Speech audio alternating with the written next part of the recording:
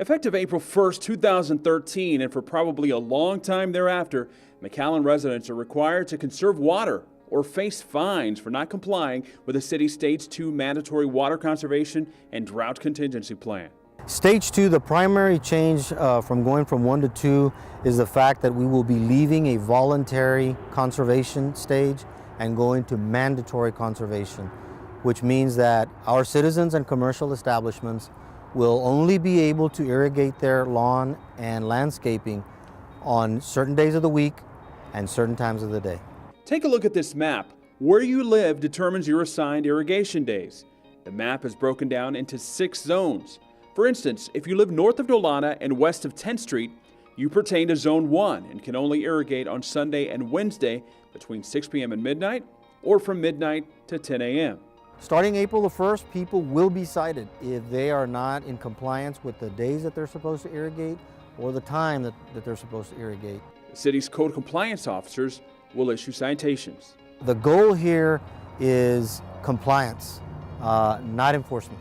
The reason for enacting the Stage 2 water conservation and drought contingency plan is due to the fact that the reservoirs that feed the Rio Grande, the valley's main water source, have dropped. In 2010, following Hurricane Alex and Tropical Depression 2, levels at Lake Amistad and Falcon Lake were at record highs. Now, a much different story. Only the markings of where the water once was. In 2010, the water level was so high where I'm standing right now, the water would have been completely over my head. Millions of people in Texas and Mexico depend on water that flows through the Rio Grande. Water officials worry, though, that many of them have taken this precious resource for granted and perhaps have tuned out news of an ongoing drought.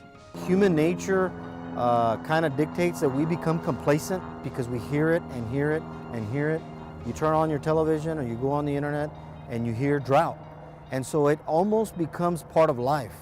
Well, we're in a situation right now that we have not been in over a decade.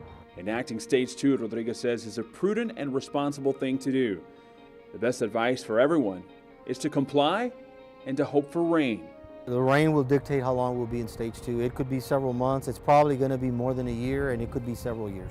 For questions or for information about the Stage 2 water conservation and drought contingency plan, residents can call the Water Conservation Hotline at 681-1717, or they can visit McAllen.net. I'm Ray Pedraza reporting on the McAllen Cable Network.